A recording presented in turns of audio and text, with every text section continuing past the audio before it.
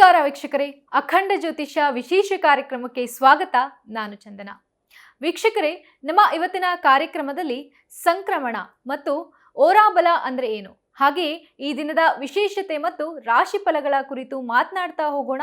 ಈ ಕುರಿತು ತಿಳಿಸಿಕೊಡಲು ನಮ್ಮೊಟ್ಟಿಗಿದ್ದಾರೆ ಖ್ಯಾತ ಜ್ಯೋತಿಷ್ಯರು, ಕಾಮಾಖ್ಯ ಪ್ರತ್ಯಂಗಿರ ಉಪಾಸಕರಾದ ಡಾಕ್ಟರ್ YSK ಆಚಾರ್ಯ ಗುರುಗಳು. ಗುರುಗಳೇ, ಕಾರ್ಯಕ್ರಮಕ್ಕೆ ಸ್ವಾಗತ. ನಮಸ್ಕಾರಪ್ಪ. ಓಂ ಅಸ್ಮದ್ ಗುರುಭ್ಯೋ ನಮಃ, ಅಸ್ಮತ್ ಪರಮಗುರುಭ್ಯೋ ನಮಃ, ಅಸ್ಮತ್ ಸರ್ವಗುರುಭ್ಯೋ ನಮಃ. ಹ್ರೀಂ ಭುವನೇಶಿ ಮಹಾಮಾಯೇ ಸೂರ್ಯಮಂಡಲರೂಪಿಣಿ ನಮಾಮಿ ವರದಂ ಶುಭಂ ಕಾಮಾಖ್ಯಾರೂಪಿಣಿ ಶಿವೇ. ಓಂ ಹೈಂ ಹ್ರೀಂ ಶ್ರೀಂ ಶ್ರೀಮಾತ್ರೇ ಲಲಿತಾಂಬಿಕಾಯೇ ನಮಃ. ಶ್ರೀ ವಿಷ್ಣುರೂಪಾಯ ನಮಃ ಶಂಕರಾಯ.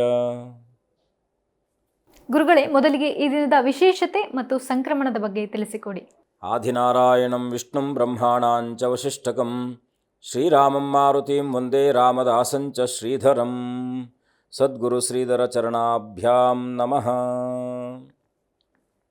ಎಲ್ಲ ಆತ್ಮೀಯ ವೀಕ್ಷಕ ಮಿತ್ರರಿಗೂ, ದೇಶದ ಅನ್ನದಾತರಾದ ಪ್ರತಿಯೊಬ್ಬ ರೈತ ಮಿತ್ರರಿಗೂ, ದೇಶವನ್ನು ಕಾಯುವ ಸುಭದ್ರವಾಗಿ ನಮ್ಮೆಲ್ಲರ ಆ ಒಂದು ಯೋಗಕ್ಷೇಮಕ್ಕೆ ಕಾರಣೀಭೂತರಾಗಿರ್ತಕ್ಕಂಥ ಪ್ರತಿಯೊಬ್ಬ ಸೈನಿಕರಿಗೂ ಕೂಡ ನನ್ನ ಆರಾಧ್ಯ ಮಾತೆಯಾದ ಮಾ ಕಾಮಾಖ್ಯ ಪ್ರತ್ಯಂಗಿರಾ ದೇವಿಯು ಸಂಪೂರ್ಣವಾಗಿರ್ತಕ್ಕಂಥ ಅನುಗ್ರಹವನ್ನು ದಯಪಾಲಿಸಲಿ ಅಂಥೇಳಿ ಆ ಜಗದಂಬೆಯ ಅಡಿದಾವರಗಳಿಗೆ ವಂದಿಸುತ್ತಾ, ಇವತ್ತಿನ ವಿಶ್ವಾವಸುನಾಮ ಸಂವತ್ಸರೇ ಉತ್ತರಾಯಣೆ ಶಿಶಿರ ಋತುವಿನ ಮಾಘಮಾಸ ಕೃಷ್ಣ ಪಕ್ಷದ ಏಕಾದಶಿ ತಿಥಿ, ಅದರಲ್ಲೂ ಕೂಡ ವಿಶೇಷವಾಗಿ ಮೂಲಾ ನಕ್ಷತ್ರ ಶುಕ್ರವಾರ ಬಂದಿರತಕ್ಕಂಥದ್ದು. ಮೂಲಾ ನಕ್ಷತ್ರ ಪರಮ ಪವಿತ್ರವಾಗಿರ್ತಕ್ಕಂಥ ಸರಸ್ವತಿಯ ನಕ್ಷತ್ರ. ಸರಸ್ವತಿ ನಮಸ್ತುಭ್ಯಂ ವರದೇ ಕಾಮರೂಪಿಣಿ ವಿದ್ಯಾರಂಭಂ ಕರಿಷ್ಯಾಮಿ ಸಿದ್ಧಿರ್ಭವತಮೇ ಸದಾ ಅಂತೇಳಿ ಆ ಜಗದಂಬೆ ಜ್ಞಾನಪ್ರದಾತಳಾಗಿರ್ತಕ್ಕಂಥ ಸರಸ್ವತಿಯ ನಕ್ಷತ್ರವಾದದ್ದರಿಂದ ಇವತ್ತಿನ ವಿಶೇಷತೆ, ಅದರಲ್ಲೂ ಕೂಡ ಮುಖ್ಯವಾಗಿ ಸಂಕ್ರಮಣ ಇರತಕ್ಕಂಥದ್ದು, ಕುಂಭ ಸಂಕ್ರಮಣ. ಹಾಗಾಗಿ ಇವತ್ತಿನ ದಿವಸ ಯಾವ ಮನುಷ್ಯನಿಗೆ ಅಜ್ಞಾನ ಅಂತಕ್ಕಂಥದ್ದು ತುಂಬಿದಾಗ ಒಂದಷ್ಟು ಸಮಯದ ತನಕ ಮಕ್ಕಳು ಚೆನ್ನಾಗಿ ಓದ್ತಾ ಇರ್ತಾರೆ. ಆ ಓದಿದ ಮಕ್ಕಳು ಏನಾಗ್ತಾರೆ, ಸ್ವಲ್ಪ ಸಮಯದ ನಂತರದಲ್ಲಿ ಸಂಪೂರ್ಣವಾಗಿ ತದ್ವಿರುದ್ಧಾಗ್ಬಿಡ್ತಾರೆ. ನಾವು 10th ತನಕ ತುಂಬ ಮಕ್ಕಳನ್ನು ನೋಡ್ತೀವಿ, ತುಂಬ ಅವರು ಓದೋಲ್ಲಿ ತುಂಬ ಮುಂದೆ ಇರ್ತಕ್ಕಂಥವ್ರು ಆಗ್ತಾರೆ. 10th ಆದಮೇಲೆ ಆಲ್ ಆಫ್ ಸಡನ್ ಅವರೇನಾ ಇವರು ಅನ್ನುವಷ್ಟು ಬದಲಾಗ್ಬಿಡ್ತಾರೆ. ಯಾಕೆ ಅಂದರೆ, ಜಾತಕಾನುಸಾರದಲ್ಲಿ ಒಂದಷ್ಟು ಕರ್ಮಸಂಚಿತಪ್ರದವಾಗಿರ್ತಕ್ಕಂಥ ಗುರುವಿನ ದೋಷಯುಕ್ತವಾಗಿ ಬುಧ ಗುರುರ ಆ ದೋಷಯುಕ್ತರಾಗಿ ಬಂದಾಗ, ಆ ಪ್ರೌಢಾವ್ಯವಸ್ಥೆಗೆ ತಲುಪಿದಾಗ ಮನಸ್ಸು ಅಗೋಚರವಾಗಿರ್ತಕ್ಕಂಥ ಶಕ್ತಿ ಮನಸ್ಸನ್ನು ಆಳ್ವಿಕೆ ಮಾಡ್ತಕ್ಕಂಥದ್ದನ್ನು ಮಾಡುತ್ತೆ. ಹಾಗಾಗಿ ಅಂತಹ ಅಪವಾದಕ್ಕೆ ಸತ್ಕೀರ್ತಿಯನ್ನು ಪಡಿಬೇಕು ಅಂದರೆ ಇವತ್ತಿನ ಸಂಕ್ರಮಣ ಕಾಲದಲ್ಲಿ ಪ್ರತಿ ವರ್ಷದಲ್ಲೂ ಕೂಡ 12 ಸಂಕ್ರಮಣಗಳು ಬರುತ್ತೆ. ಅಂತಹ ಕುಂಭರಾಶಿ ಇವತ್ತಿನ ದಿವಸ ಕುಂಭ ಸಂಕ್ರಮಣವಾಗಿರೋದ್ರಿಂದ ಏನಪ್ಪ ಅಂದರೆ, ಸರ್ವಬಾಧಕ ಕ್ಷೇತ್ರ ಕಾಲಪುರುಷನ ಜಾತಕದಲ್ಲಿ ಎಲ್ಲ ದ್ವಾದಶ ರಾಶಿಗಳಲ್ಲಿ 11ನೇ ಭಾವಯುಕ್ತನಾಗಿರ್ತಕ್ಕಂಥ ಕುಂಭರಾಶಿ ಅಧಿಕಾರಕನಾಗಿರ್ತಕ್ಕಂಥವನು ಶನಿಯಾದರೂ ಕೂಡ ಸರ್ವಬಾಧಕ ಕ್ಷೇತ್ರ ಕುಂಭರಾಶಿಗೆ ರವಿಯು ಬಂದಾಗ ಅವನ ಬದುಕಿನಲ್ಲೂ ಕೂಡ ಕತ್ತಲು ಆವರಿಸ್ತಕ್ಕಂಥದ್ದಾಗಿರುತ್ತೆ. ಅಂದರೆ ತನ್ಮಯತೆ, ತನ್ನಲ್ಲಿರ್ತಕ್ಕಂಥ ಶಕ್ತಿ ಕುಂದು ಅಂತಕ್ಕಂಥದ್ದು ಬರುತ್ತೆ. ಹಾಗಾಗಿ ವಿಶೇಷವಾಗಿ ಬಿಸಿಲು ಹೆಚ್ಚಾಗುತ್ತೆ. ಇನ್ನು ವಿಪರೀತವಾದಂಥ ಬಿಸಿಲು, ಚಳಿ ಎಲ್ಲ ಶಿವ ಅಂತ ಹೊರಟೋಗುತ್ತೆ ಅಂತೇಳಿ ಶಿವರಾತ್ರಿಯನ್ನು ಸಮೀಪಿಸ್ತಾ ಇರ್ತಕ್ಕಂಥದ್ದಿದೆ. ಹಾಗಾಗಿ ಆ ಕಳಾರಹಿತನಾಗಿರ್ತಕ್ಕಂಥ ಸೂರ್ಯನು ಹೇಗೆ ಇವತ್ತಿನ ದಿವಸ ರಾಶಿಗೆ ಪ್ರವೇಶವನ್ನು ಮಾಡೋದ್ರ ಮುಖಾಂತರ ನಮ್ಮ ಬದುಕಿನಲ್ಲೂ ಕೂಡ ಕಳಾವಿಹಿತರಾಗಿರ್ತಕ್ಕಂಥವ್ರು ಆಗಿರ್ತೀವಿ. ಅಂಥವ್ರು ಏನು ಮಾಡಬೇಕಪ್ಪ ಅಂದರೆ, ಅದರಲ್ಲೂ ಕೂಡ ಸಿನಿಮಾ ರಂಗದಲ್ಲಿದ್ದಂಥವ್ರಿಗೂ ಕೂಡ ಪ್ರಾಮುಖ್ಯತೆ ಇರತಕ್ಕಂಥದ್ದು ಇರುತ್ತೆ ಇವತ್ತಿನ ದಿವಸ. ಹಾಗಾಗಿ ಏನು ಮಾಡಬೇಕಪ್ಪ ಅಂದರೆ, ಸೂರ್ಯನಾರಾಯಣನ ಪ್ರಾರ್ಥನೆ ಹೇಗೆ ಮಾಡಬೇಕು ಅಂದರೆ, ಈ ಸಂಕ್ರಮಣ ದಿವಸ ವಿಶೇಷವಾಗಿ ಸ್ನಾನಾದಿಗಳಿಗೆ ಅತ್ಯಂತ ಪ್ರಮುಖವಾಗಿರ್ತಕ್ಕಂಥದ್ದು ಸ್ನಾನಾದಿಗಳು. ಅದರಲ್ಲೂ ಕೂಡ ಮನೆಯಲ್ಲಿ ನೀವು ಇವತ್ತಿನ ದಿವಸ ವಿಶೇಷವಾಗಿರ್ತಕ್ಕಂಥ ಆ ವಸ್ತುವನ್ನು ನೀವು ಸ್ನಾನಕ್ಕೆ ಉಪಯೋಗವನ್ನು ಮಾಡಿ, ಸ್ನಾನವನ್ನು ಆ ವಸ್ತುವಿನಿಂದ ಮಾಡಿಕೊಂಡಾಗ ವೃದ್ಧಿ ಆಗ್ತಕ್ಕಂಥದ್ದಾಗಿರುತ್ತೆ. ಯಾವ ವಸ್ತುವಪ್ಪ ಅಂದರೆ, ಮೊದಲನೇದಾಗಿ ರೆಡ್ ಪೆಟಲ್ಸ್ ಅಂತ, ಕೆಂಪು ರೋಸಾ ಹೂವನ್ನು ಸಂಪೂರ್ಣವಾಗಿ ಗುಲಾಬಿ ಅಂತ ಏನು ಕರಿತೀವೋ ಒಂದು ಮುಷ್ಟಿಯಲ್ಲಿ ಇಟ್ಕೊಳ್ಬೇಕು. ಕನಿಷ್ಠ 3 ಹೂವನ್ನು ತೊಗೊಂಡು ಬಂದು ಮುಷ್ಟಿಯಲ್ಲಿ ಇಟ್ಕೊಬೇಕು. ಹೂವನ್ನು ತೊಟ್ಟನ್ನಲ್ಲ, ಹೂವನ್ನು ಮುಷ್ಟಿಯಲ್ಲಿ ಇಟ್ಕೊಂಡು ಈ ರೀತಿಯಾದ ಸಮಸ್ಯೆ ನಮ್ಮನ್ನು ಪೀಡಿಸ್ತಾ ಇದೆ ಅಂತೇಳಿ ಓಂ ಆದಿತ್ಯಾಯ ವಾಗೀಶಾಯ ನಮಃ ಅಂತಕ್ಕಂಥ ಮಂತ್ರವನ್ನು 21 ಬಾರಿ ಹೇಳ್ಕೊಳ್ಬೇಕು. ಓಂ ಆದಿತ್ಯಾಯ ವಾಗೀಶಾಯ ನಮಃ ಅಂತಕ್ಕಂಥ ಮಂತ್ರವನ್ನು, ಆ ರೋಸ್ ಪೆಟಲ್ಸ್ ಅಂತ ಏನಿದೆಯೋ ಆ ಒಂದು ರೋಸನ್ನು, ಗುಲಾಬಿ ಹೂವನ್ನು ಮುಷ್ಟಿಯಲ್ಲಿ ಇಟ್ಕೊಂಡು ಈ ಒಂದು 21 ಸಲ ಈ ಮಂತ್ರದ ಉಚ್ಚಾರವನ್ನು ಮಾಡಿ ಎಲ್ಲ ಬಿಡಿಸ್ಬಿಟ್ಟು ನೀರಲ್ಲಿ ಹಾಕ್ಕೊಂಡು ನೀರನ್ನು ಯುಕ್ತವಾಗಿ ಪಚ್ಚಕರ್ಪೂರವನ್ನು ಬೆರೆಸ್ಕೊಂಡು ಸ್ನಾನ ಮಾಡಿ, ಜೊತೆಗೆ 12 ತಿಂಗಳಲ್ಲೂ ಕೂಡ 12 ಸಂಕ್ರಮಣಗಳು ಬರುತ್ತೆ. ಪ್ರತಿ ಸಂಕ್ರಮಣಕ್ಕೂ ಯಾರಿಗೆ ಈ ಸಮಸ್ಯೆ ಇದೆ ಅಂದರೆ ಮರುವಿನ ಕಾಯಿಲೆ ಅಂತಕ್ಕಂಥದ್ದು, ಅಥವಾ ಏನೋ ಅವರು ತುಂಬ ಜ್ಞಾನವಂತರಾಗಿದ್ದರೂ ಕೂಡ ಡೈವರ್ಟ್ ಆಗ್ತಾ ಇರ್ತಕ್ಕಂಥದ್ದಾಗಿರುತ್ತೆ, ಅಂತಹ ಮಕ್ಕಳ ಮನಸ್ಸಿನ ಮೇಲೆ ಪ್ರಭಾವವನ್ನು ಬೀರುವಂತಹ ನಕಾರಾತ್ಮಕ ಶಕ್ತಿಗಳನ್ನು ದೂರ ಮಾಡುವಂತಹ ಒಂದು ಸುಲಭ ತಂತ್ರ ಪ್ರಯೋಗ ಇದು. ಹಾಗಾಗಿ ಈ ಒಂದು ಕಾರ್ಯವನ್ನು ಮಾಡಿ ಆ ಆದಿತ್ಯಾಯ ವಾಗೀಶಾಯ ನಮಃ ಅಂತಕ್ಕಂಥ ಮಂತ್ರವನ್ನು ಉಚ್ಚಾರವನ್ನು ಮಾಡೋದ್ರಿಂದ, ಮನೆಯಲ್ಲೇ ಕುಲದೇವರ ಪ್ರಾರ್ಥನೆ ಮಾಡೋದ್ರಿಂದ ಖಂಡಿತ ಶುಭವಾಗುತ್ತೆ. ಮಾಡಿ ಅನುಭವದ ಮಾತು ಒಳ್ಳೆಯದಾಗಲಿ. ಖಂಡಿತ ಗುರುಜಿ. ಇನ್ನು ಈ ದಿನದ ರಾಶಿ ಫಲಗಳ ಬಗ್ಗೆ ತಿಳಿಸಿಕೊಡಿ. ಖಂಡಿತ. ಮುಖ್ಯವಾಗಿ ಇವತ್ತಿನ ದಿವಸ ಆ ಸೂರ್ಯನಾರಾಯಣನ ಪ್ರಾರ್ಥನೆ, ಶುಕ್ರವಾರದ ದಿವಸ ಅದರಲ್ಲೂ ಕೂಡ ಏಕಾದಶಿ ಇರ್ತಕ್ಕಂಥದ್ದು, ಸಾಧ್ಯವಾದರೆ ಉಪವಾಸ ಇದ್ದಾಗ ಶರೀರಕ್ಕೂ ಕೂಡ ಅದರ ಒಂದು ಏನೆಲ್ಲ ಶರೀರದಲ್ಲಿ ಇರ್ತಕ್ಕಂಥ ದುಷ್ಪರಿಣಾಮಗಳು, ಏನು ನಾವು ಶರೀರದ ಮೇಲೆ ಕೊಬ್ಬು ಅಂತಕ್ಕಂಥದ್ದು, ಈ ಕೊಬ್ಬು ಅಂತಕ್ಕಂಥದ್ದು ಬೆಳೆದು ಫ್ಯಾಟ್ ಅಂತ ಏನು ಕರಿತೀವೋ ಅದು ನಮ್ಮನ್ನು ಒಂದಷ್ಟು ಆ ಒಂದು ಕಾಯಿಲೆಗಳಿಗೆ ಆಹ್ವಾನಿಸ್ತಾ ಇರ್ತಕ್ಕಂಥದ್ದಾಗಿರುತ್ತೆ. ಹಾಗಾಗಿ ಉಪವಾಸದೊಂದಿಗೆ ಇವತ್ತಿನ ದಿವಸ ಸೂರ್ಯನಾರಾಯಣನ ಪ್ರಾರ್ಥನೆ, ಆದಿತ್ಯಾದ ನವಗ್ರಹ ದೇವತೆಗಳ ಪ್ರಾರ್ಥನೆಯಲ್ಲಿ ಇವತ್ತಿನ ರಾಶಿಫಲವನ್ನು ನೋಡೋಣ. ಓಂ ನಮಃ ಸೂರ್ಯಾಯ ಚಂದ್ರಾಯ ಮಂಗಳಾಯ ಬುಧಾಯ ಚ ಗುರುಶುಕ್ರ ಶನಿಭ್ಯಶ್ಚ ರಾಹವೇ ಕೇತುವೇ ನಮಃ. ಆದಿತ್ಯಾದ ನವಗ್ರಹ ದೇವತಾಯೈ ನಮಃ. ಭಾಸ್ಕರಾಯ ವಿದ್ಮಹೇ ಮಹಾದ್ಯುತಿಕರಾಯ ಧೀಮಹೇ ತನ್ನೋ ಆದಿತ್ಯ ಪ್ರಚೋದಯಾತ್. ಸೂರ್ಯನಾರಾಯಣನ ಆದಿತ್ಯಾದ ನವಗ್ರಹ ದೇವತೆಗಳ ಪ್ರಾರ್ಥನೆಯೊಂದಿಗೆ ಇವತ್ತಿನ ರಾಶಿಫಲವನ್ನು ನೋಡಿದಾಗ, ಮೊದಲನೆಯದಾಗಿ ಮೇಷರಾಶಿಯಲ್ಲಿ ಜನಿಸಿರ್ತಕ್ಕಂಥವ್ರಿಗೆ ಇವತ್ತಿನ ದಿವಸ ಸ್ವಲ್ಪ ಮಟ್ಟಿಗೆ ಶತ್ರುಗಳ ಭೀತಿ ಕಾಡ್ತಕ್ಕಂಥದ್ದಾಗಿರುತ್ತೆ. ಸಂಪತ್ತಿನಲ್ಲಿ ವೃದ್ಧಿ ಆಗ್ತಕ್ಕಂಥದ್ದು, ಸಂಪತ್ತಿನಿಂದ ಶತ್ರುಗಳು ಉಟ್ಕೊಳ್ತಕ್ಕಂಥ ಒಂದು ಸಮಯವಾದದ್ದರಿಂದ ಸ್ವಲ್ಪ ಎಚ್ಚರವಾಗಿರಿ. ಪತಿಪತ್ನಿಯರಲ್ಲಿ ಸಾಮರಸ್ಯದ ಕೊರತೆ ಉಂಟಾಗ್ತಕ್ಕಂಥದ್ದಾಗಿರುತ್ತೆ. ಇವತ್ತಿನ ದಿವಸ ಮೇಷರಾಶಿಯವರು ವಿಶೇಷವಾಗಿ ಲಕ್ಷ್ಮೀ ವೆಂಕಟರಮಣನ ದರ್ಶನ, ವೆಂಕಟರಮಣನ ಸನ್ನಿಧಾನದಲ್ಲಿ ತುಳಸಿ ಅರ್ಚನೆ ಮಾಡಿಸ್ತಕ್ಕಂಥದ್ದು ಇನ್ನಷ್ಟು ಶುಭವಾಗ್ತಕ್ಕಂಥದ್ದಾಗಿರುತ್ತೆ. ಮುಂದಿನ ರಾಶಿ ವೃಷಭರಾಶಿಯಲ್ಲಿ ಇವತ್ತಿನ ದಿವಸ ವೃತ್ತಿರಂಗದಲ್ಲಿ ಬದಲಾವಣೆ ಬೇಕು ಅಂತಕ್ಕಂಥವ್ರಿಗೆ ಇವತ್ತಿನ ದಿವಸ ಸುಪರ್ವ ಕಾಲ. ಹಿರಿಯರು ಇಷ್ಟು ದಿವಸ ಹಿರಿಯ ಅಧಿಕಾರಿಗಳು ನಿಮ್ಮನ್ನು ಹಿಡಿತದಲ್ಲಿ ಇಟ್ಕೊಂಡಿರ್ತಕ್ಕಂಥವ್ರಾಗಿರ್ತಾರೆ. ಇವತ್ತಿನ ದಿವಸ ಪ್ರಯತ್ನದಲ್ಲಿ ಆ ಬಡ್ತಿ ಅಂತಕ್ಕಂಥದ್ದು, ವರ್ಗಾವಣೆ ಅಂತಕ್ಕಂಥದ್ದು ಸಿಗ್ತಕ್ಕಂಥದ್ದಾಗಿರುತ್ತೆ. ಸೋದರರ ಸಹಕಾರ ಸಿಗ್ತಕ್ಕಂಥದ್ದು, ವಿವಾಹಾದಿ ಕಾರ್ಯಾದಿಗಳಿಗೆ ಇವತ್ತಿನಿಂದ ಪ್ರಾರಂಭಿಸುವಂತಹ ಎಲ್ಲ ಕೆಲಸ ಕಾರ್ಯಾದಿಗಳಲ್ಲೂ ಕೂಡ ಸಫಲತೆಯನ್ನು ಕಾಣ್ತಕ್ಕಂಥವ್ರಾಗಿರ್ತೀರ. ವೃಷಭ ರಾಶಿಯವರು ವಿಶೇಷವಾಗಿ ಇವತ್ತಿನ ದಿವಸ ಲಕ್ಷ್ಮೀ ನರಸಿಂಹಸ್ವಾಮಿಯ ಪ್ರಾರ್ಥನೆ ಅಥವಾ ರಂಗನಾಥನ ಪ್ರಾರ್ಥನೆ ಮಾಡ್ತಕ್ಕಂಥದ್ದು, ವಿಷ್ಣುಂ ಜಿಷ್ಣುಂ ಮಹಾವಿಷ್ಣುಂ ಪ್ರಭುವಿಷ್ಣು ಮಹೇಶ್ವರಂ ಅಂತೇಳಿ ಆ ಮಹೇಶ್ವರನ ತದ್ರೂಪನಾಗಿರ್ತಕ್ಕಂಥ ರಂಗನಾಥನ ದರ್ಶನ ಮಾಡ್ತಕ್ಕಂಥದ್ದು ಶುಭ ಆಗ್ತಕ್ಕಂಥದ್ದಾಗಿರುತ್ತೆ. ಮುಂದಿನ ರಾಶಿ ಮಿಥುನ ರಾಶಿಯಲ್ಲಿ ಹುಟ್ಟಿರ್ತಕ್ಕಂಥವ್ರು ಇವತ್ತಿನ ದಿವಸ ಆದಾಯದಲ್ಲಿ ತುಸು ಪ್ರಯಾಸವಾಗಿರ್ತಕ್ಕಂಥದ್ದಾಗಿರುತ್ತೆ. ಗೃಹ ನಿಮಿತ್ತವಾಗಿರ್ತಕ್ಕಂಥ ಕಾರ್ಯಾದಿಗಳಲ್ಲಿ ಇವತ್ತಿನ ದಿವಸ ನಿಮ್ಮನ್ನು ನೀವು ತೊಡಗಿಸ್ಕೊಳ್ತಕ್ಕಂಥ ಸುಯೋಗ. ಚರ್ಮ ಸಂಬಂಧಿತವಾದದ್ದು, ರಕ್ತ ಸಂಬಂಧಿತವಾದಂಥ ಅಲರ್ಜಿ ಅಂತಕ್ಕಂಥದ್ದು ನಿಮ್ಮನ್ನು ಇವತ್ತಿನ ದಿವಸ ಬಾಧಿಸಬಹುದಾಗಿರ್ತಕ್ಕಂಥದ್ದಾಗಿರುತ್ತೆ. ಮಿಥುನ ರಾಶಿಯವರು ವಿಶೇಷವಾಗಿ ಮಹಾಲಕ್ಷ್ಮಿಯ ಪ್ರಾರ್ಥನೆಯೊಂದಿಗೆ ಸುಬ್ರಹ್ಮಣ್ಯನ ಪ್ರಾರ್ಥನೆಯನ್ನು ಮಾಡಿಕೊಳ್ಳಿ, ಶುಭವಾಗ್ತಕ್ಕಂಥದ್ದಾಗುತ್ತೆ. ಮುಂದಿನ ರಾಶಿ ಕಟಕ ರಾಶಿಯಲ್ಲಿ ಜನಿಸಿರ್ತಕ್ಕಂಥವ್ರಿಗೆ ಇವತ್ತಿನ ದಿವಸ ಸ್ವಲ್ಪ ಮಾತ್ರ ಸಾಲದ ವಿಚಾರದಲ್ಲಿ ಭೀತಿ ಅಂತಕ್ಕಂಥದ್ದು ಕಾಡ್ತಾ ಇರತಕ್ಕಂಥದ್ದಾಗಿರುತ್ತೆ. ವಿದೇಶ ಪ್ರಯಾಣಕ್ಕೆ ತಡೆಗಳು ಬರ್ತಕ್ಕಂಥದ್ದಾಗಿರುತ್ತೆ. ಸ್ವಲ್ಪ ಸಾವಧಾನರಾಗಿ ಕೆಲಸದ ಪ್ರವೃತ್ತಿಯಲ್ಲಿ ನೀವು ಇವತ್ತಿನ ದಿವಸ ತೊಡಗಿಸಿಕೊಳ್ಳಿ. ಬಂಧುಗಳ ಆ ಸಮಾಗಮನ ಆಗ್ತಕ್ಕಂಥದ್ದು, ಎಲ್ಲೋ ಅಚಾನಕ್ಕಾಗಿ ಬಂಧುಗಳು ಸಹಗಮನ ಆಗ್ತಕ್ಕಂಥದ್ದಾಗಿರುತ್ತೆ.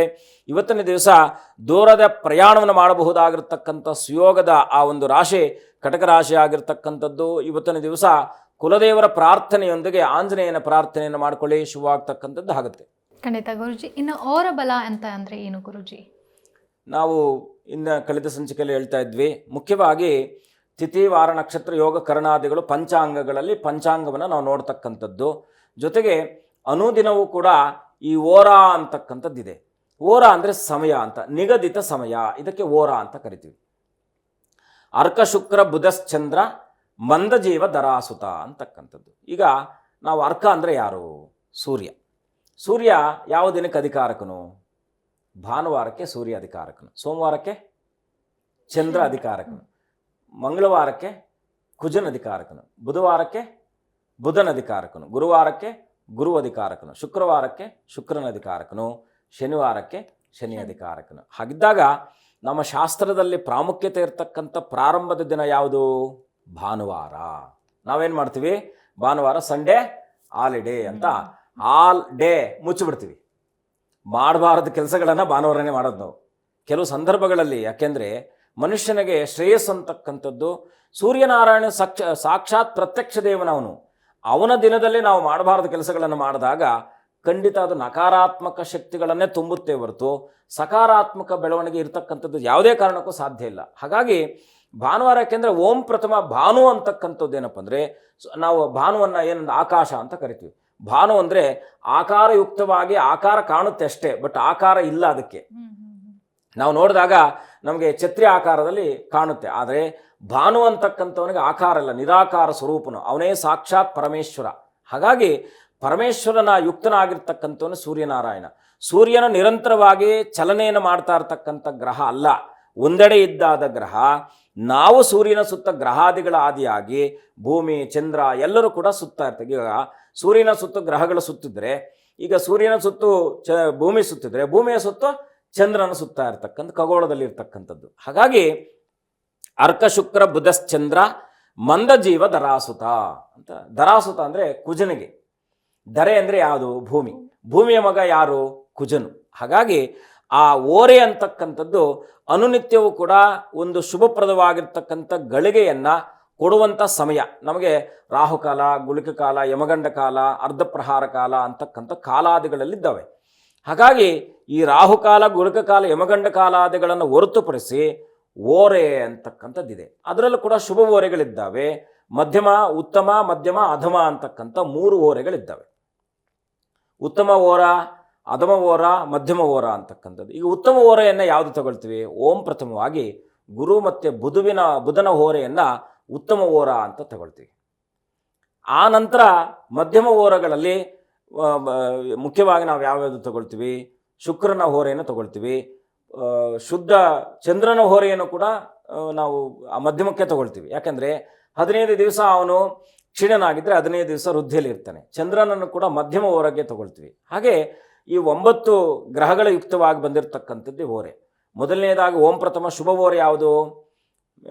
ಬುಧ ಮತ್ತು ಗುರುವಿನ ಓರೆ ಶುಭ ಓರೆ. ಇದು 2ನೇ ಓರೆ ಚಂದ್ರ ಮತ್ತು ಶುಕ್ರನ ಓರೆ ಮಧ್ಯಮ ಓರೆ.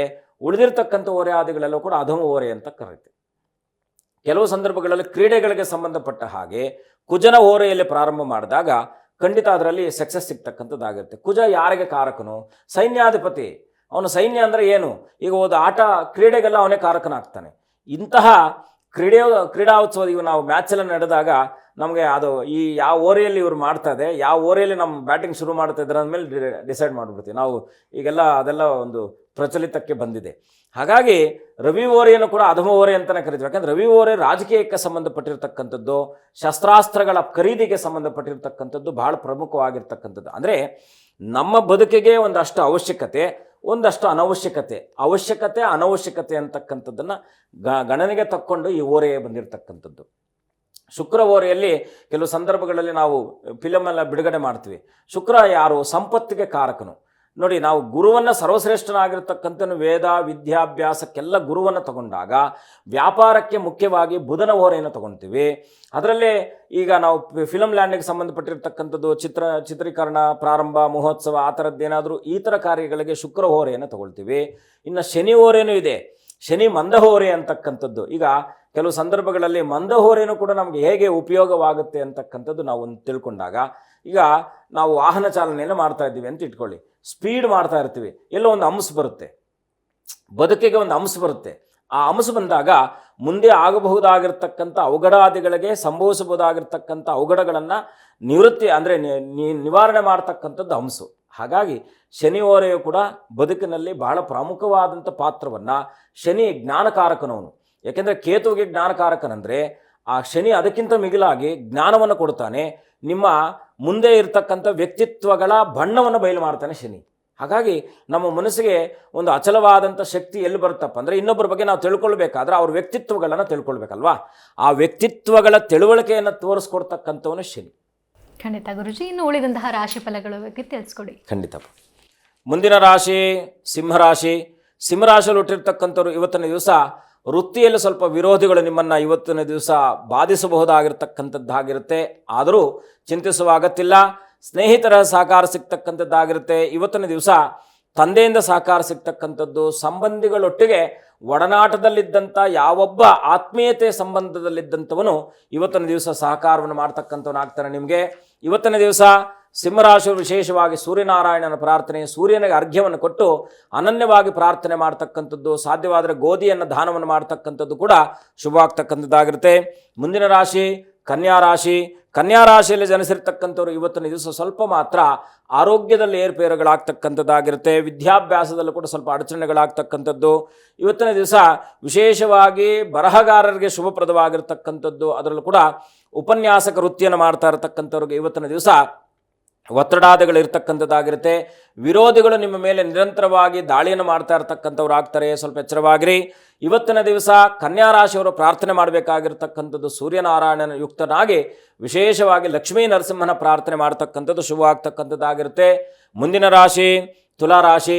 ತುಲಾರಾಶಿಯಲ್ಲಿ ಜನಿಸಿರ್ತಕ್ಕಂಥವ್ರು ಇವತ್ತಿನ ದಿವಸ ವಿದ್ಯಾವಿನಯತೆ ಅಂತಕ್ಕಂಥದ್ದು ನಿಮ್ಮನ್ನು ನಿರಂತರವಾಗಿ ದಾಳಿ ಮಾಡ್ತಾ ಇರ್ತಕ್ಕಂಥದ್ದಾಗಿರುತ್ತೆ. ಹಾಗಾಗಿ ವಿದ್ಯೆ ಇದ್ದಂಥವನಿಗೆ ವಿನಯತೆಯೂ ಬೇಕಾಗಿರ್ತಕ್ಕಂಥದ್ದು ಇದರ ಉದ್ದೇಶ.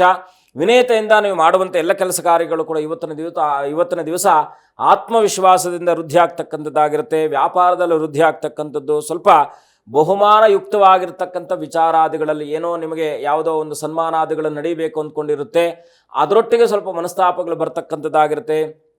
ಯಾವುದೋ ಸೀಟಿಗೆ ಅಪ್ಲೈ ಮಾಡಿರ್ತೀರಾ, ಅದರಲ್ಲಿ ಏನೋ ಸಮಸ್ಯೆ ಬರ್ತಕ್ಕಂಥದ್ದು. ಹೀಗೆ ಸ್ವಲ್ಪ ಆ ವಿಚಾರದ ಬಗ್ಗೆ ಸ್ವಲ್ಪ ಎಚ್ಚರವನ್ನು ವಹಿಸಿದಾಗ ಖಂಡಿತ ಶುಭವಾಗ್ತಕ್ಕಂಥದ್ದಾಗಿರುತ್ತೆ. ತುಲಾರಾಶಿಯವರು ಇವತ್ತಿನ ದಿವಸ ಕುಲದೇವರ ಪ್ರಾರ್ಥನೆಯೊಂದಿಗೆ ಸುಬ್ರಹ್ಮಣ್ಯನ ಪ್ರಾರ್ಥನೆ ಇನ್ನಷ್ಟು ಶುಭವಾಗ್ತಕ್ಕಂಥದ್ದು. ಮುಂದಿನ ರಾಶಿ ವೃಶ್ಚಿಕ ರಾಶಿ. ವೃಶ್ಚಿಕ ರಾಶಿಯವರಿಗೆ ಇವತ್ತಿನ ದಿವಸ ಆಪಾದನೆಗಳು ನಿಮ್ಮ ಮೇಲೆ ಬರ್ತಕ್ಕಂಥದ್ದಾಗಿರುತ್ತೆ, ಸ್ವಲ್ಪ ಎಚ್ಚರವಾಗಿರಿ. ನೀವು ಮಾಡದೇ ಇರತಕ್ಕಂಥ ತಪ್ಪು ನಿಮ್ಮ ಮೇಲೆ ಆಪಾದನೆಗಳಾಗಿ ಬರ್ತಕ್ಕಂಥದ್ದಾಗಿರುತ್ತೆ, ಸ್ವಲ್ಪ ಎಚ್ಚರವಾಗಿರಿ. ಇವತ್ತಿನ ದಿವಸ ಪುತ್ರರ ಸಹಕಾರ ಸಿಗ್ತಕ್ಕಂಥದ್ದಾಗಿರುತ್ತೆ, ಸ್ವಲ್ಪ ಪತ್ನಿ ವಿಚಾರದಲ್ಲಿ ವಿರಸಗಳು ಬರ್ತಕ್ಕಂಥದ್ದಾಗಿರುತ್ತೆ ವೃಶ್ಚಿಕ ರಾಶಿಯವರಿಗೆ. ಇವತ್ತಿನ ದಿವಸ ವಿಶೇಷವಾಗಿ ಗುರುಗಳ ದರ್ಶನ ಮಾಡ್ತಕ್ಕಂಥ ಸುಯೋಗ ನಿಮಗಿರ್ತಕ್ಕಂಥದ್ದು. ಆಂಜನೇಯನ ಪ್ರಾರ್ಥನೆ, ಮಹಾಲಕ್ಷ್ಮಿಯ ಪ್ರಾರ್ಥನೆ ವೃಶ್ಚಿಕ ರಾಶಿಯವರಿಗೆ ಶುಭವಾಗ್ತಕ್ಕಂಥದ್ದಾಗಿರುತ್ತೆ. ಶುಭವಾಗಲಿ. ಖಂಡಿತ ಗುರುಜಿ. ಇನ್ನು ಓರಬಲ ಅನ್ನೋದು ನಮ್ಮ ದಿನನಿತ್ಯದ ಬದುಕಿನಲ್ಲಿ ಯಾವ ರೀತಿಯಾದಂತಹ ಪಾತ್ರವನ್ನು ನಿರ್ವಹಿಸ್ತದೆ ಗುರುಜಿ? ನಾವು ಯಾಕೆಂದರೆ ಇದು ತುಂಬ ಸೂಕ್ಷ್ಮಾತೀತವಾದಂಥ ವಿಚಾರಗಳು. ಇದನ್ನು ನಾನು ಏನಕ್ಕೆ ಪ್ರತಿ ಸಲವೂ ಕೂಡ ನಮ್ಮ ಕಾರ್ಯಕ್ರಮದಲ್ಲಿ ಜ್ಯೋತಿಷ್ಯದ ಬಗ್ಗೆ ಪ್ರತಿಯೊಬ್ಬರಿಗೂ ಕೂಡ ಅರಿವಿರಲಿ ಅಂತಕ್ಕಂಥ ಮನಸ್ಥಿತಿಯಲ್ಲಿ ನಾವು ಇದನ್ನು, ಯಾಕೆಂದರೆ ಇದು ಸಣ್ಣ ವಿಚಾರ ಆದರೂ ಕೂಡ ಪ್ರತಿಯೊಬ್ಬರಿಗೂ ಮುಟ್ಟಲಿ ಅಂತಕ್ಕಂಥ ಸದುದ್ದೇಶದಿಂದ ಈ ರೀತಿಯಾದಂಥ ವಿಚಾರಾದಿಗಳನ್ನು ನಾವು ತಗೊಂಡು ಬರ್ತೀವಿ. ಆದರೆ ಏನಂದರೆ ಮನುಷ್ಯನಿಗೆ ಎಲ್ಲವನ್ನೂ ತಿಳ್ಕೊಳ್ಬೇಕಾದದ್ದು ಅವನಿಗೆ ಅನಿವಾರ್ಯತೆ ಇದ್ದರೂ ಕೂಡ ಜ್ಯೋತಿಷ್ಯವನ್ನು ಅಸಡ್ಡೆಯಿಂದ ನೋಡ್ತಾನೆ. ಆದರೆ ಜ್ಯೋತಿಷ್ಯ ಅಂದರೆ ಒಂದು ಮೂಢನಂಬಿಕೆ ಅಂತಕ್ಕಂಥ ಭಾವನೆ. ಆದರೆ ಖಂಡಿತ ಮೂಢನಂಬಿಕೆ ಅಲ್ಲ ಇದು. ಇದರಲ್ಲಿ ನಿಜವಾದ ವೈಜ್ಞಾನಿಕವಾದಂಥ ವಿಜ್ಞಾನ ಇರ್ತಕ್ಕಂಥದ್ದೇ ಜ್ಯೋತಿಷ್ಯ. ನಮ್ಮ ಋಷಿಮುನಿಗಳು ಯಾವುದನ್ನು ಈಗ ರಾಹುಕಾಲ ಅಂತಕ್ಕಂಥ ಸರ್ವೇ ಸಾಮಾನ್ಯವಾಗಿ ನಾವೆಲ್ಲ ನೋಡ್ತೀವಲ್ವಾ, ನೋಡ್ತೀವಿ. ಆದರೆ ಗುಳಿಕ ಕಾಲ, ಯಮಗಂಡ ಕಾಲವನ್ನು ನಾವು ಪರಿಗಣನೆಗೆ ತಕ್ಕೊಳ್ಳೋದಿಲ್ಲ. ಯಾಕೆ?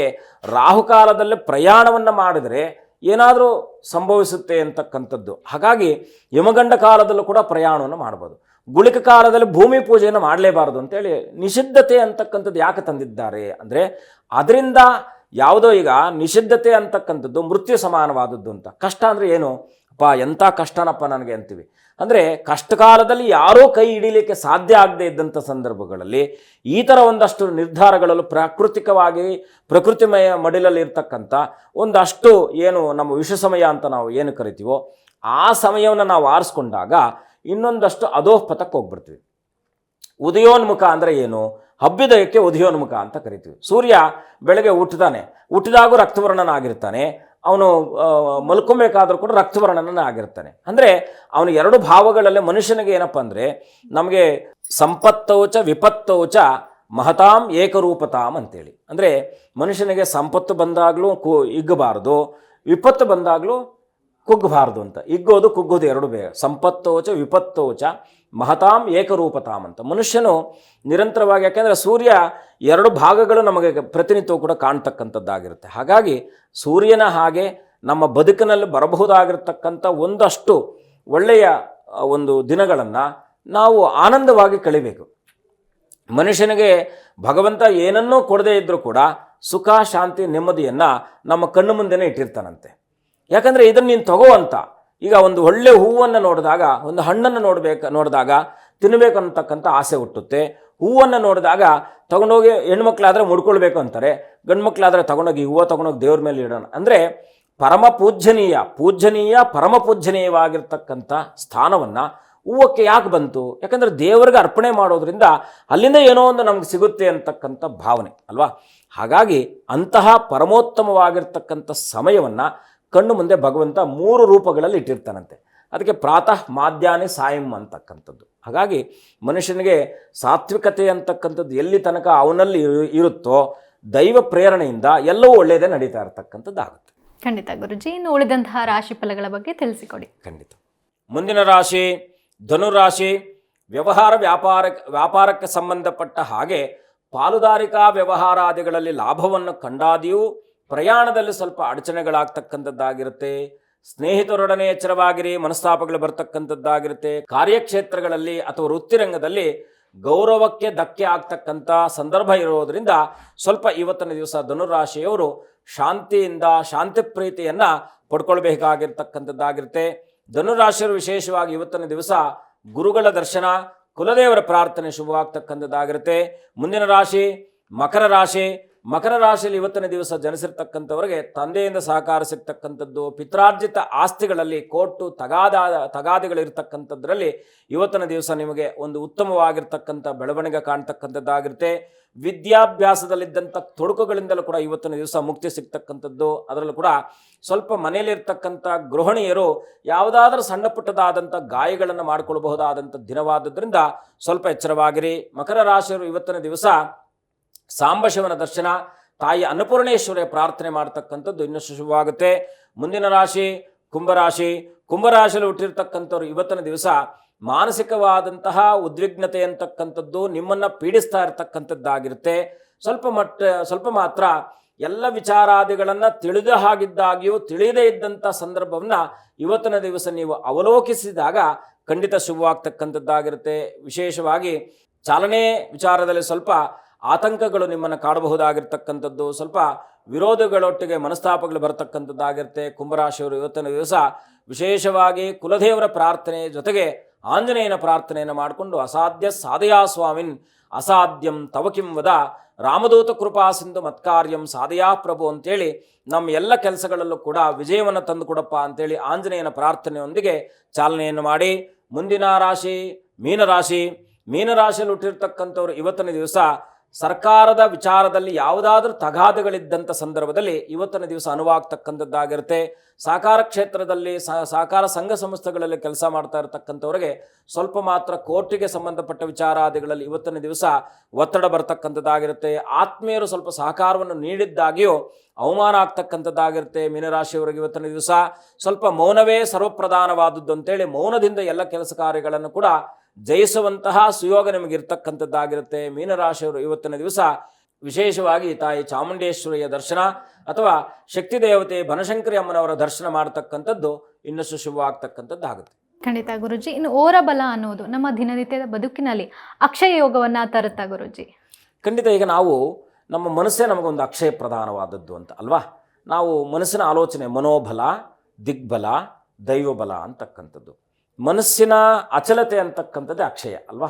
ನಾವೀಗ ಒಂದು ವಾಹನವನ್ನು ಖರೀದಿ ಮಾಡಬೇಕು ಅಂದ್ಕೊಂಡಿರ್ತೀವಿ. ಅಲ್ಲಿ ಅಕ್ಷಯತ್ವ ಅಂದರೆ ಏನು? ಗಟ್ಟಿ ಮನಸ್ಸು ಅಂತಕ್ಕಂಥದ್ದು ಅಲ್ವಾ. ಅಪೇಕ್ಷೆಗಳು ದಿನದಿಂದ ದಿನಕ್ಕೆ ಹೆಚ್ಚಾಗುತ್ತಾ ಇಲ್ವಾ?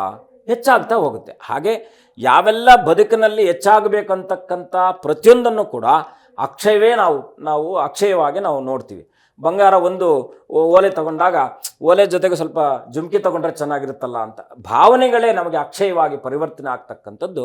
ಮುಖ್ಯವಾಗಿ ಮನಕಾರಕನಾಗಿರ್ತಕ್ಕಂಥ ಚಂದ್ರ ಓರೆಯಲ್ಲಿ ಪ್ರಯಾಣವನ್ನು ಮಾಡ್ತೀವಿ. ಪ್ರಯಾಣ ಅಂದರೆ ಏನು? ಪ್ರಯಾಣ ಅಂದರೆ ಎಲ್ಲೋ ಒಂದು ಡೆಸ್ಟಿನಿಗೆ ನಾವು ಹೋಗಬೇಕಾದ್ರೆ ಅಲ್ಲಿಂದ ಏನೋ ಒಂದು ಪಡ್ಕೊಂಡು ಬರಬೇಕಂತಕ್ಕಂಥ ಮನಸ್ಥಿತಿ ಇದ್ದಂಥವರು ಚಂದ್ರ ಓರೆಯಲ್ಲಿ ಪ್ರಯಾಣವನ್ನು ಮಾಡಿದ್ರು ಅಂತ ಇಟ್ಕೊಳ್ಳಿ. ಹೋಗಿ ಬಂದಂಥ ಅದೇ ಕ್ಷೇಮವಾಗಿ ಹೋಗಿ ಲಾಭವಾಗಿ ಬನ್ನಿ ಅಂತ ಕರಿತೀವಲ್ಲ, ಹಾಗೆ ಕ್ಷೇಮ ಲಾಭಾದಿಗಳಿಗೆ ಕಾರಕನ ಯಾರಪ್ಪ ಅಂದರೆ ಚಂದ್ರನಾಗಿರ್ತಾನೆ. ಹಾಗಾಗಿ ಚಂದ್ರಹೋರ ಪ್ರಾಮುಖ್ಯತೆ ಕೊಡುತ್ತೆ. ಇನ್ನು ಅದ್ರ ಜೊತೆಗೆ ಏನಂದರೆ ಬುಧಹೋರ ಅಂತ ನಾವು ಕರಿತೀವಿ. ಬುಧಹೋರ ನಾವು ಈ ಆಡಿಟರ್ಗಳಿಗೆಲ್ಲ ಸಂಬಂಧಪಟ್ಟಿರ್ತಕ್ಕಂಥದ್ದೆಲ್ಲ ಬುಧನಿಂದನೇ ಬರ್ತಕ್ಕಂಥದ್ದಾಗಿರುತ್ತೆ. ಆಡಿಟಿಂಗ್ ಅಂತಕ್ಕಂಥದ್ದು ಈಗ ನಮ್ಮ ಹಣಕಾಸಿನ ವಿಚಾರದಲ್ಲಿ, ಯಾಕಂದರೆ ವಿತ್ತ ಸಚಿವರು ಏನೆಲ್ಲ ನಮಗೆ ಕೊಡ್ತಾರೋ ಅದ್ರ ಮೇಲೆ ಡಿಪೆಂಡೆನ್ಸಿ ನಮ್ಮ ಗ್ರೋತ್ ಇರತಕ್ಕಂಥದ್ದಾಗಿರುತ್ತೆ. ಹಾಗಾಗಿ GDP ಅಂತ ನಾವೇನು ಕರಿತೀವಿ ಹಾಗೆ ಆ ವಿತ್ತಕ್ಕೆ ಮುಖ್ಯ ಕಾರಕನಾಗಿರ್ತಕ್ಕಂಥವ್ನು ಯಾರಪ್ಪ ಅಂದರೆ ಬುಧನಾಗಿರ್ತಾನೆ. ಅದಕ್ಕೆ ಅವನೇನು ಮಾಡ್ತಾನೆ, ಅನಲೈಸ್ ಮಾಡ್ತಾನೆ. ಈಗ ನಮ್ಮ ಆಡಿಟರ್ ಯಾರು ಕೂಡ ಏನು ಮಾಡ್ತಾರೆ, ಅನಲೈಸ್ ಮಾಡ್ತಾರೆ. ಇದನ್ನು ಹೀಗೆ ಮಾಡಿದ್ರೆ ಹೀಗಾಗುತ್ತೆ ಅಂದರೆ ಬ್ಯಾಲೆನ್ಸಿಂಗ್ ಅಂತಕ್ಕಂಥದ್ದು ಬುಧನಿಂದ ಬರ್ತಕ್ಕಂಥದ್ದು. ಹಾಗಾಗಿ ಎಲ್ಲವೂ ಕೂಡ ಪರಮಶ್ರೇಷ್ಠವಾದದ್ದೇ. ಆ ಶ್ರೇಷ್ಠತೆಯಲ್ಲಿ ಶ್ರೇಷ್ಠತೆಯನ್ನು ಕಾಣ್ಕೊಳ್ತಕ್ಕಂಥದ್ದೇ ಮನಸ್ಸಿನ ಅಕ್ಷಯ ಅಂತಕ್ಕಂಥದ್ದು. ಖಂಡಿತ ಗುರುಜಿ, ಇವತ್ತಿನ ಕಾರ್ಯಕ್ರಮದಲ್ಲಿ ಸಾಕಷ್ಟು ವಿಚಾರದ ಕುರಿತು ನಮಗೆ ಬಹಳ ಅರ್ಥಪೂರ್ಣವಾಗಿ ತಿಳಿಸಿಕೊಟ್ಟಿದ್ದೀರಾ. ಕಾರ್ಯಕ್ರಮಕ್ಕೆ ಆಗಮಿಸಿದ್ದಕ್ಕಾಗಿ ಧನ್ಯವಾದ ಗುರುಜಿ. ಶುಭಂ ಭೂಯಾತ್, ಲೋಕ ಸಮಸ್ತ ಸುಖಿನೋ ಭವಂತು. ನೋಡೋದಿಲ್ಲ ವೀಕ್ಷಕರೇ, ಇವತ್ತಿನ ಕಾರ್ಯಕ್ರಮದಲ್ಲಿ ಗುರುಗಳು ಸಾಕಷ್ಟು ವಿಚಾರಗಳನ್ನು ಬಹಳ ಅರ್ಥಪೂರ್ಣವಾಗಿ ತಿಳಿಸಿಕೊಟ್ಟಿದ್ದಾರೆ. ಇದಾಗಿತ್ತು ಈ ಹೊತ್ತಿನ ವಿಶೇಷ ಕಾರ್ಯಕ್ರಮ. ನೋಡ್ತಾ ಇರಿ ಜೀ ಕನ್ನಡ ನ್ಯೂಸ್, ಸತ್ಯವೇ ಸುದ್ದಿಯ ಜೀವಾಳ.